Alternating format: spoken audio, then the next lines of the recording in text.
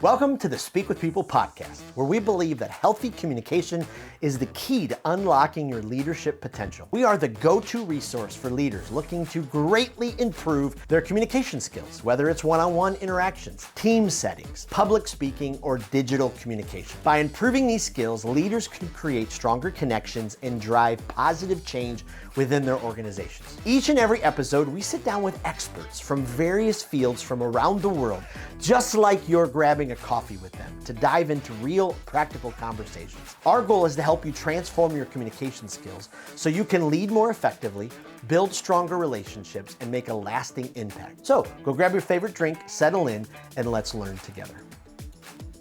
Well, how do you lead and communicate in a world where AI is making more decisions than ever before? How do you guide your team through transformation without losing trust, clarity, or human connection? How do you reimagine finance in this absolutely new world? Well, I'm Jason Raitz, host of this Speak with People podcast. We believe great leaders don't just speak, but they connect, inspire, and lead through healthy communication. Today, I am joined with an amazing guest from Australia. And we've worked it out time-wise for us to be able to have this conversation. But author of Reimagine Finance, Tariq Munir, we believe great. He's an expert in digital and finance transformation. He's worked with leaders all around the world to help them orchestrate change, reimagine finance, build a culture of innovation in the age of AI and data. He is a top keynote speaker, top LinkedIn voice, trusted advisor on digital transformation, helping Fortune 500 companies navigate disruption while keeping human potential at the center of innovation. I can't wait for this episode, but looking forward to it for weeks. Such an honor to have him. Welcome, and thank you so much for being on the Speak with People podcast. Thank you, Jason. So glad to be on the podcast. Thanks for having me. This is incredible. And you know, it's what's interesting as we dive into more AI and conversation and all that. Just even yesterday, I put a post on Facebook about my wife asking who I was talking to early in the morning yesterday. And I said, well, I was talking to ChatGPT. We were getting my day arranged and organizing things. And I had people comment and just say, I haven't used ChatGPT yet. And I'm like, wow, like the world is moving quick. But before we dive into all that, could you tell us a little bit more about your story, who you are, what you do, what's got you to this place? Yeah, absolutely, Jason. Thank you. So I've spent around 20 years across finance, supply chain, integrated planning, digital transformation, and I had the privilege of working with some of the brightest minds and biggest organizations like PepsiCo, PwC, ExxonMobil, and so on. Now, this inspired me to move into starting my own thing this year to share what I have learned over these past 2 decades and help organizations then lead a successful transformations. Things that I have learned, I can move on. I can uh, pass on pass on forward because I genuinely believe that technology has this potential to create a prosperous future for us, but Mm. we need to reimagine, remember, reimagine our mindset. And my mission is to build such a mindset in business leaders through my talks, training, advisory, and writing. So this is who I am, this is what I love, this is what my passion is all about. Wow, I love it. I love it. And stepping out on your own is always a very fascinating experience as well. Had you had been thinking about it for a while, was there a long runway to the plan, or did you just wake up one day and say, "Okay, this is the time"?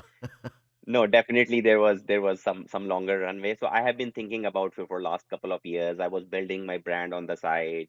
I was post getting myself out there, making myself visible to people, doing things which I generally would hate to do, like public speaking and posting on LinkedIn. So, but I still did that. I still put myself out there. I worked pretty much, as they say, do things that you hate. So, so I started doing those things which I could not, do as a natural because I was never a natural. I'm never a natural. I'm still not a natural public speaker. I just prepare a lot. I that helped me build a lot more confidence and then start to realize that there is probably a lot more potential for me to help people and help organizations broader than my day job. So yeah, that's when then worked as bit of an impetus for me to, just go on. But yeah, it was not like an overnight decision. I never recommend that. I love it. Well, I notice, just like you, just like me, you have a little bit of gray coming in the beard.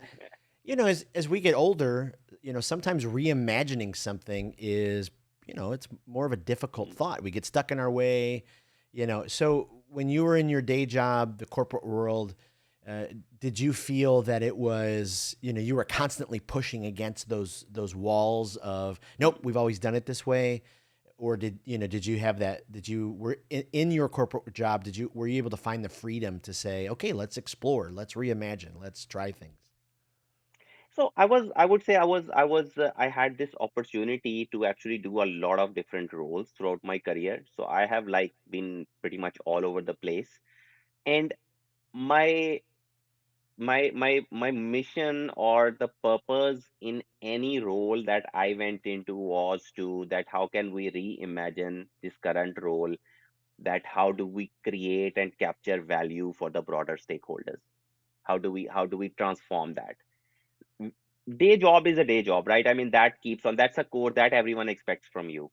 What really keeps you moving is the change, and that comes in when you find a purpose to create something or do something that can actually impact a lot of people's Wow. lives. For example, if I'm finding a better way of doing things, if we are creating some sort of automation which is enabling people to go home early or spend time with their families, I think that's a great purpose to work with. So it's all about how we bring humans, as you also referred to earlier, that how we bring that human centricity in what we are doing.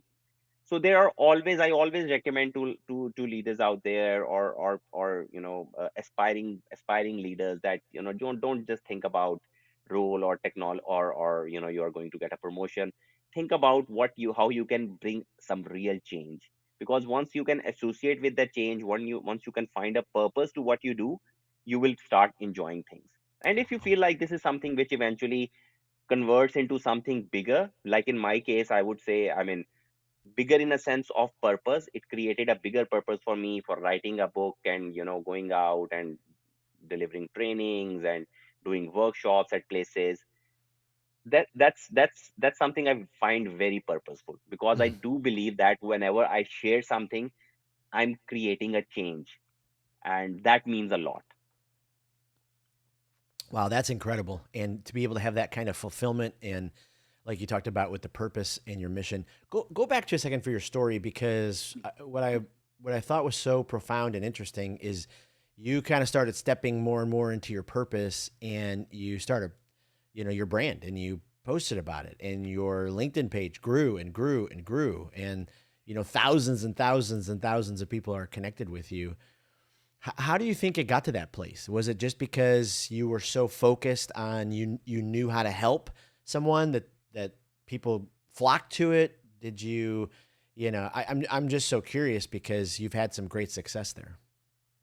No, absolutely, Jason. And again, I mean, I actually posted about it a couple of days as well, a couple of days ago.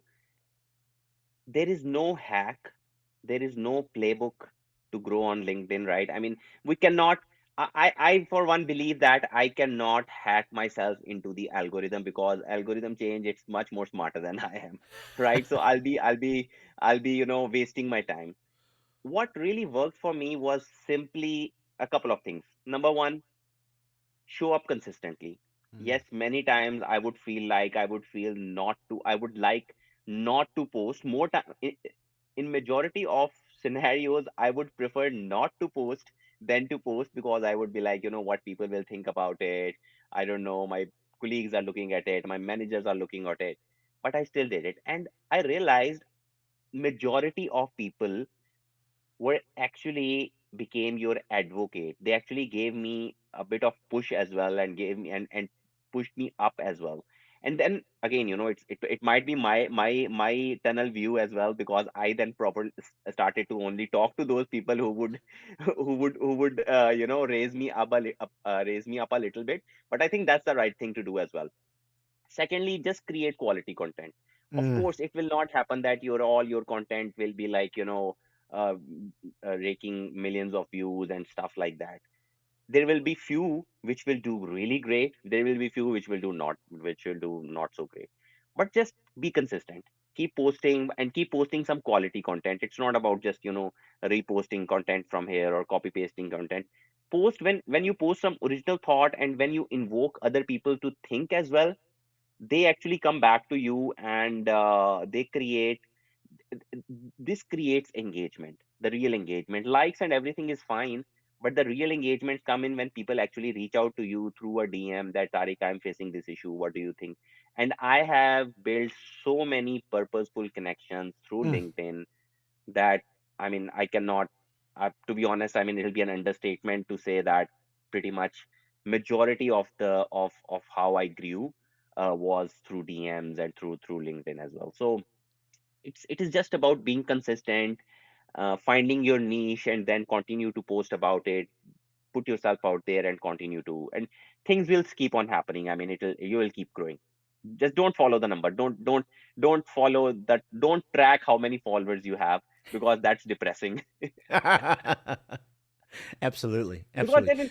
there will always be, Jason, there will always be someone who has more followers than you. So there is no end to that. So Right. please don't do that. Right. That's incredible. Oh, it's amazing. Well, so your book, Reimagine Finance, you talk about how communication is central to digital transformation. Why is that often overlooked?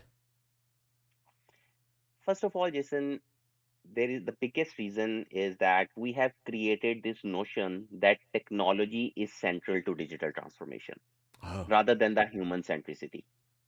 We have moved to a tech centric mindset rather than a human centric Mm. mindset. Now this is why we see 80% of transformations failing. It is not because technology did not work. I cannot find a reason why technology would not work. It's a code. At its simplest form, it's just a code. It will work. It is because humans did not adopt it, or humans were not adaptive to that technology. And the biggest reason, we did not communicate properly. Wow. Secondly, why we often overlook it is the reality that it is tough. It requires not just sending out a non personal bulk email or a town hall communication, it requires us to listen to others. Right? Communication, whenever we talk about communication, we think that it's something that we just need to tell others. It's also same as we need to listen back also. So which makes us vulnerable. This might challenge our assumptions, right? We should be open to that as well, which we generally do not like. Mm. It's tough to do that. So we resort to those textbook messages, textbook procedures of impersonal emails, or just setting up digital communities and those kind of things, which do not have any purpose to it, which do not have any central reason to be there. So that is why it often gets overlooked, because again, it's, as I said, it's tough. Wow. Wow. Absolutely. We've kind of touched on it a few times, but we're moving more and more into this age of AI. Algorithms make tons of decisions. As leaders, what are the unique skills that we've got to make sure we're, staying attuned to in order to continue to be effective, in order to continue to be able to move forward as leaders? Great question, Jason. And I do like, I mean, there can be a whole lot of list of skills like critical thinking, flexibility, change management, and everything, and a lot others. But one particularly important one, and I believe this is also very relevant to communication as well, is being emotionally intelligent. Mm. Now, change is hard. Change is always hard. Many times, especially in digital transformation, people start to feel a change fatigue because most of the projects continue over multiple years, and the return on investment is also not immediate. For example, if you're building an infrastructure, it might not be like only after a couple of years that you realize that the benefit has come. So you don't see an immediate reward. Plus it can create a whole lot of insecurities about jobs, roles, Ooh. how is that impacting us. If leaders are not emotionally aware of what their teams are thinking, they cannot communicate effectively. So let Wow. alone keep them engaged in a digital transformation, right? So that's the key. That's what I would say. Wow. Wow. It's so incredibly important because sometimes I think we overlook the idea that how important emotional intelligence is, especially when everything is rapidly quickening so much. Do you think maybe more on the philosophical side, the rise of technology, the more and more it seems like every day we're thinking something and then that's showing up in our Amazon feed, those kind of things. As you look into the future, are you more excited, enthralled because of how rapidly advancing the technology is? Do you have concerns? Where are you at in the spectrum? So, Jason, in it's a great question, right? In these kind of scenarios, the issue is that we first need to acknowledge and understand that technology is not deterministic, Mm, right? It is not something that we can say with clear certainty that it is, yes, it is just good, or it is utterly bad, or it is good, or it is evil, mm, right? They when especially when it comes to AI, there are a lot more gray areas, and what we need to do is we need to be comfortable with those gray areas. Now, where I sit, I'm happy to say that I am embracing that ambiguity, and I'm not 100% sure whether it will work out like all good, but I am an optimist that it has the potential to create a prosperous and abundant future for us. There is no doubt about that. That potential is definitely there, but again, as I mentioned, we need to reimagine, rethink in the right way that how do we use technology, what it can and what it cannot do for us. Do we have the right guardrails in place? Are we using it in the right direction? Are we investing in the right technologies? So of course there is always this aspect of containment. It can get into wrong hands in the bad state actors, and it can create chaos.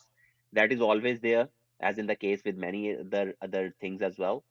But yes, of course, it's not. We cannot compare it with things like nuclear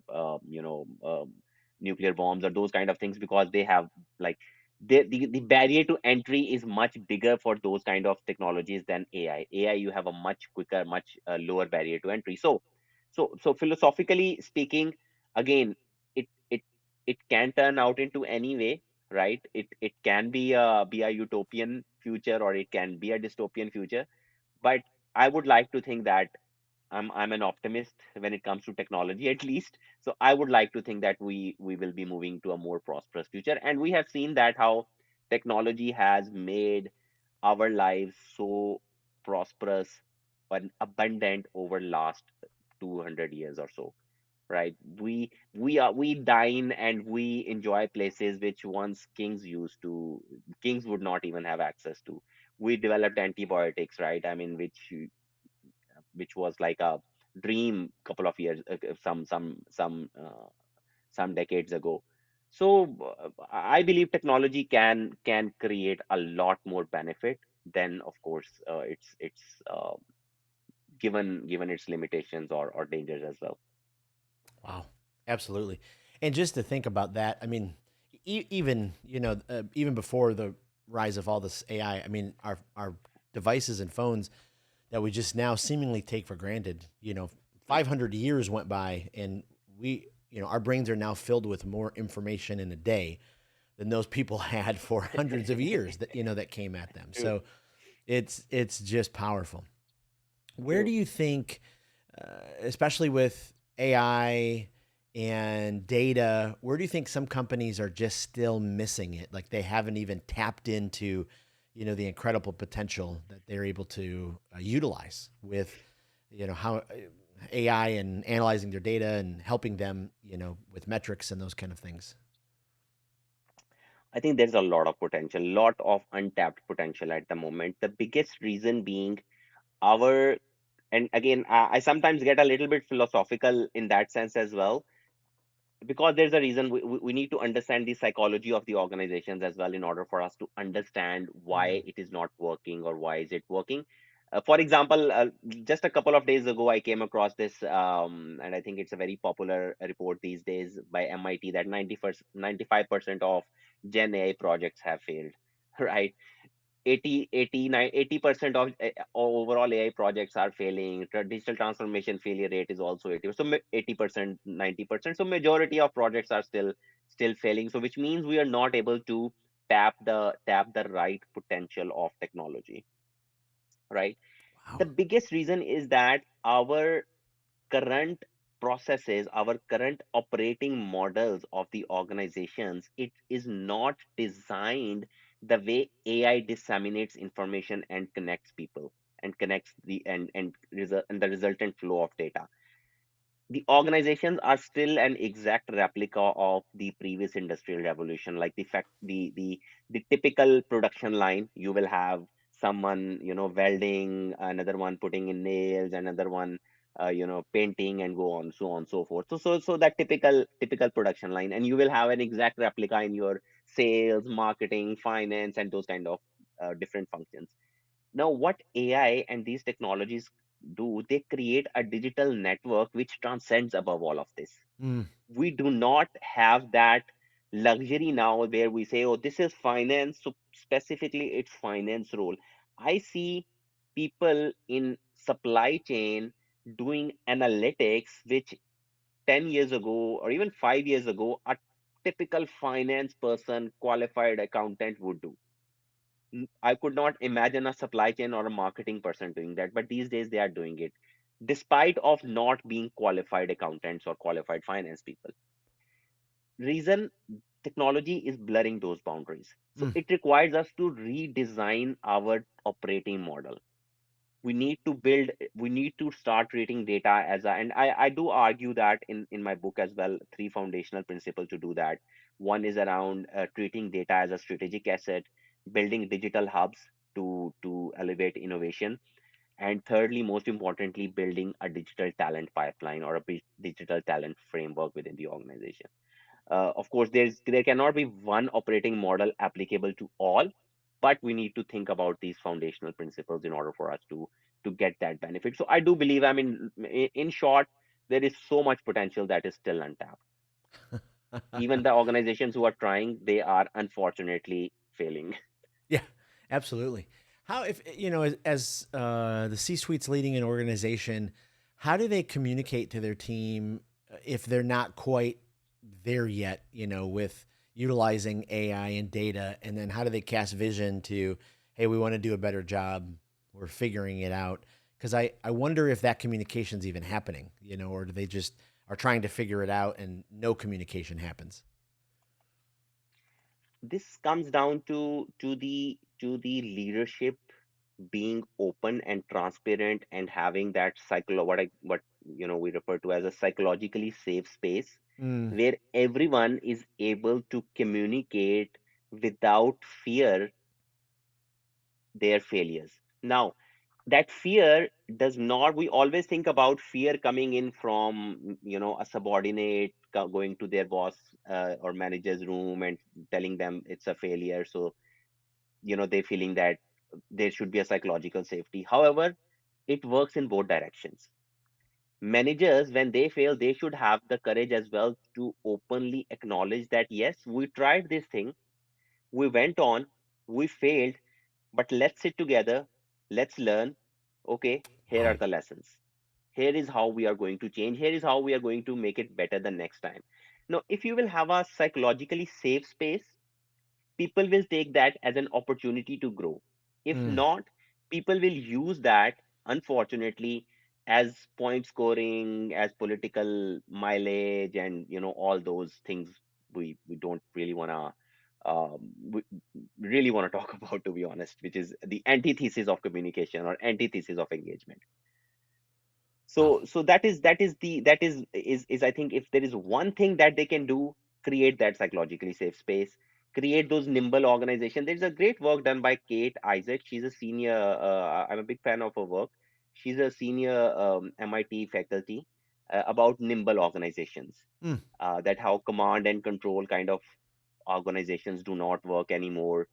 So there's a lot of research that she and some of her colleagues have done. So yeah, maybe a topic for our next podcast at some point in time.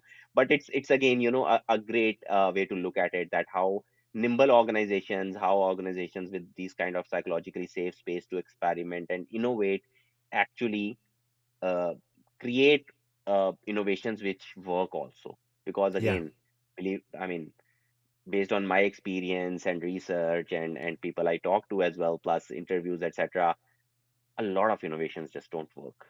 Hmm. And numbers tell the same story, right? I mean, if AI is an innovation, right? At the end of the day, if it 80% or 95% are failing, something is wrong. Well, and that's amazing because I think sometimes the assumption out there for people who aren't trying to innovate, who aren't on the front lines of trying to create something new or do something different, the assumptions are it just works all the time.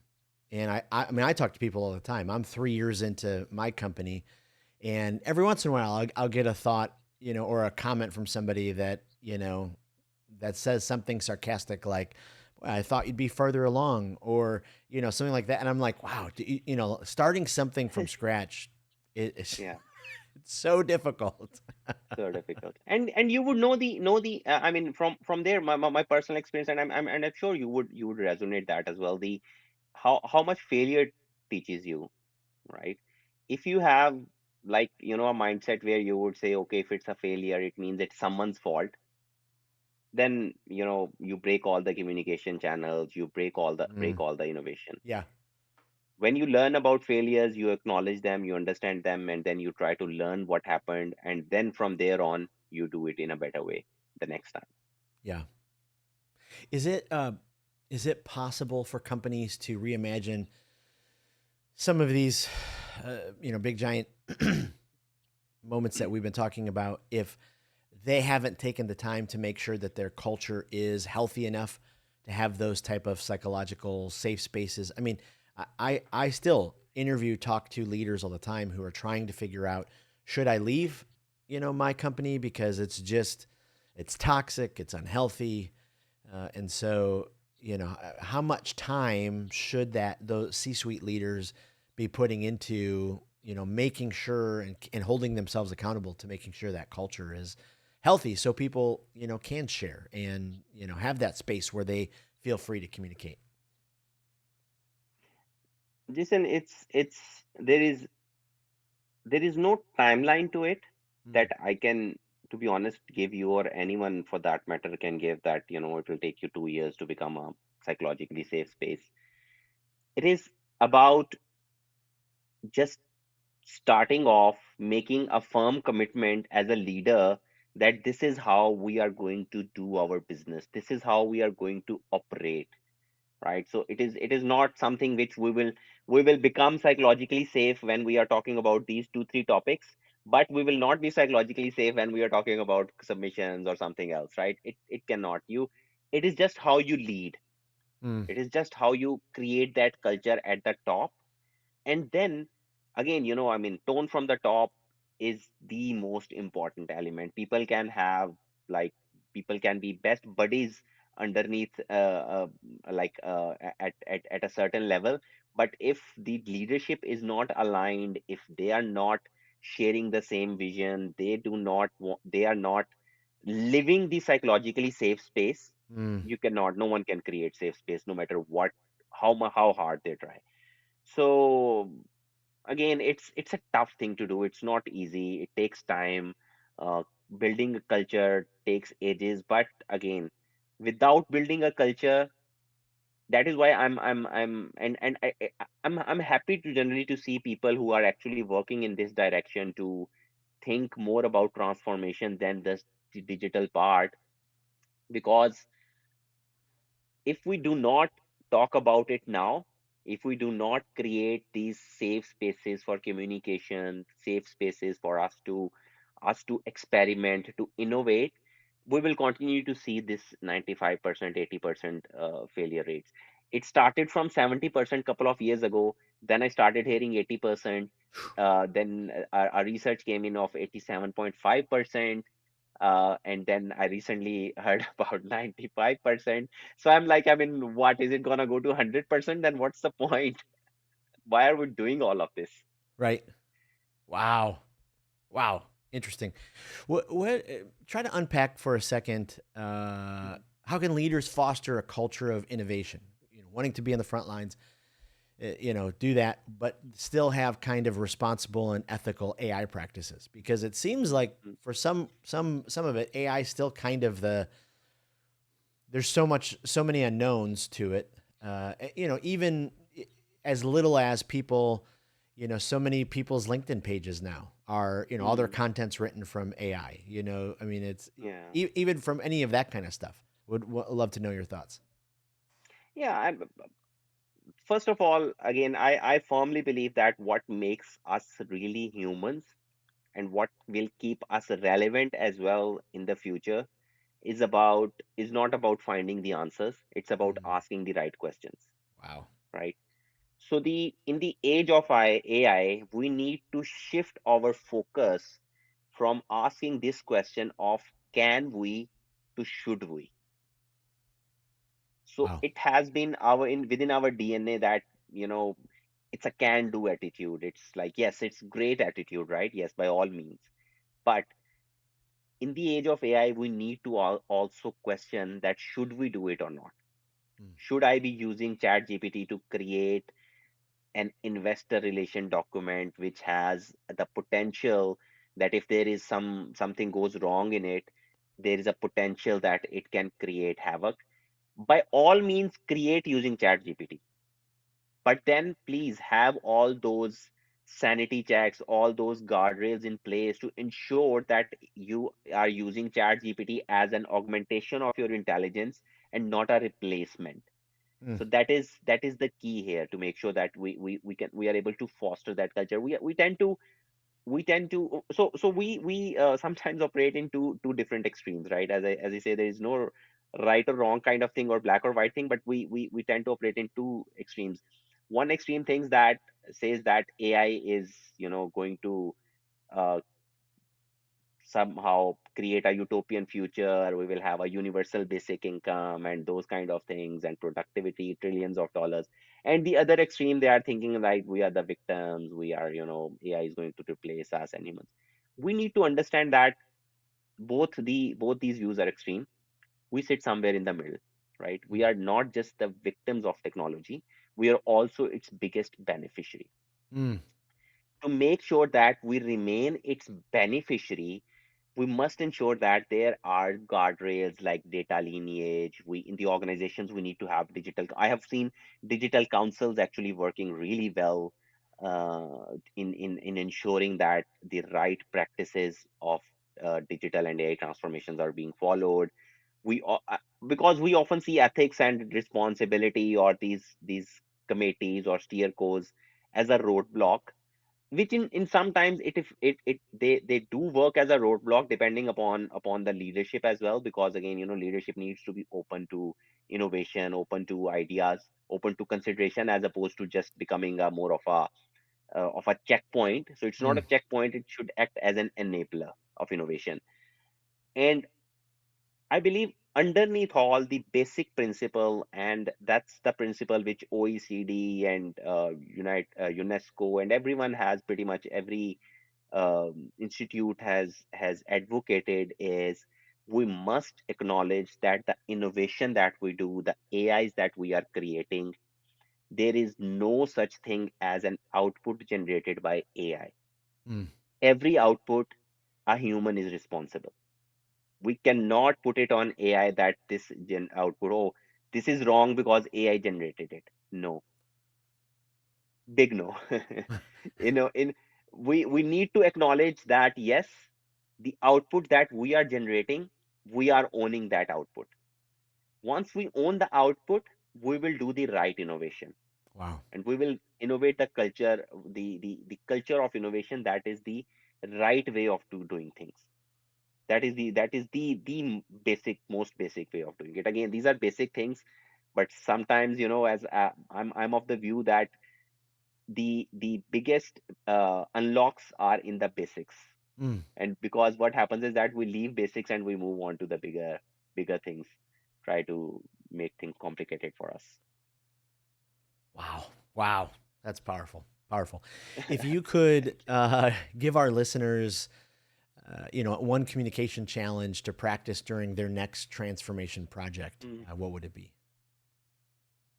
Very simply, just show empathy when the disaster happens. Mm, We all love to do high fives when things are going right, but your leadership mental comes, you show your leadership mental when when some disaster happen. wow. And the best way to do is that emotionally, and I always recommend this. I don't know why we just get so emotionally attached to our projects. We start calling projects our babies, that this project is my baby. No, your baby is at is at home. This is not your baby. This is just a project. This is just a few people coming together trying to create an output. If it didn't work, it didn't work. Emotionally detach from the project and be aware of human emotions. So in other words, you know attach to a little bit to a human emotions as opposed to emotionally attaching yourself to the projects. So trust me, you will communicate better, because you will then be talking to people as opposed to talking in the language of the project, of the output. So in simple words, show empathy. Wow. Wow. Amazing. Just amazing. Hey, before we move on and we end the episode, we always try to ask our guests some rapid fire questions. We're building this online communication library where our listeners can go and just get new ideas. As you have led for a long time and have heard speakers, and now that you've been a keynote speaker as well, is there a speaker that just stands out to you that every time you hear them experience one of their talks, it's just a level of transformational that you have to tell other people about? Who would that be? Yeah, yeah, I mean, in the present era, there will be a lot, but I think I would go with a classical one, Sir Winston Churchill. Hmm. He is someone, just when I started on this journey of speaking, I read a lot of conventional, traditional work as well, and his speeches and the way he has, you know, it's also associated with him that he said that if I had more time, I would have written a shorter letter. So the key to speaking is how do you communicate everything in 30 minutes, in 45 minutes. So that's my I think I'm always a big fan of him. Wow, amazing. If you're a podcast listener, not everyone is, but is there a podcast that you just keep going back to that you highly recommend to others? I actually enjoy Huberman Lab by Andrew Huberman, Mm. because he talk a lot about neuroscience and how our brain works. And I'm a bit of a you might have noticed. I do like to think how human brain works and how organizational behaviors shape up. So that's something I find exciting to listen to. Again, I mean, depends on your taste, of course, Sure. not for everyone, I but love that. really good. And is there a book that you just for every leader you highly recommend? If you have not read this book, this is a transformational book that you recommend. I would recommend on digital transformation, read Leading Digital by George Westerman, Didier Bonnet, and Andrew McAfee. On the other hand, on your otherwise becoming, how a more general book, Think Again by Adam Grant. Yeah. That pretty much changed how that had a huge impact on how I would look at information assumptions and process things. Ooh, powerful.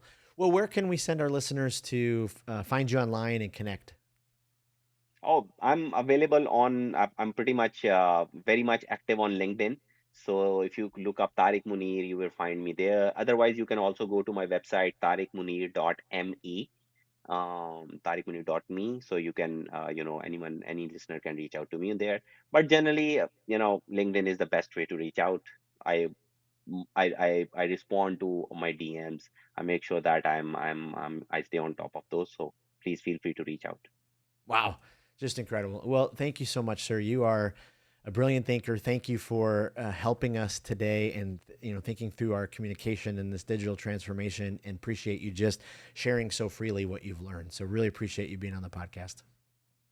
Thank you so much, Jason, and thank you for such a thoughtful questions. I really enjoyed our discussion. Thanks for tuning in to today's episode of the Speak with People podcast. It means the world to us when you share this episode. Thanks for liking, subscribing, or following the podcast. That really does help the podcast get into more ears and into more leaders listening. Also, don't forget, we have 2 exciting resources for you. The first is go to Facebook and join the Speakers Group. This is a community designed for leaders who want to grow their communication skills. Also, go to speakwithpeople.com/skills library to access the Communication Skills Library. It is an online resource chock filled with resources that will inspire you and transform you and grow your communication skills. Thanks again for being a part of the listening community. We cannot wait for the next episode.